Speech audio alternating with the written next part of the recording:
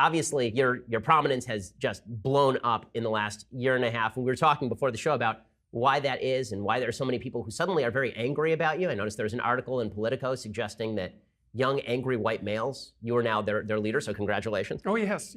And I wanted to ask you about that. Why do you think that, number one, your profile has become so big of late? And number two, why do you think it is that so many members of the left are so angry about that? Why are they characterizing people who listen to you as angry and enraged young white men? Well, we could look at the characterization to begin with, because I think it speaks to the pathology of the radical left instantly.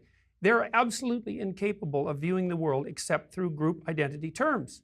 And so if someone comes out and disagrees with them, then they have to characterize them by their fundamental group attribute, whatever that happens to be. Maybe it's gender, because that's a favorite, or maybe it's race. And so angry white men, young, there we go, sexist, ageist, and racist all at once, right? They're angry, young, white men.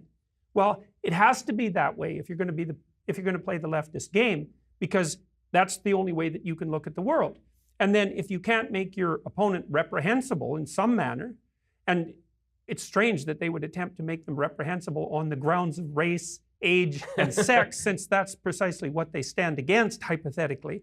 But if you can't make your enemy reprehensible along some dimension, then you have to contend with them seriously. And so, if I'm not an alt-right fascist like Hitler, or Milo Yiannopoulos, which was how I was characterized in Canada, because the radical leftists can't even get their bloody insults straight. He's like Hitler or Milo Yiannopoulos. It's like, because there's no difference between them, right? No obvious difference. It's just another attempt to pillory, as far as I can tell.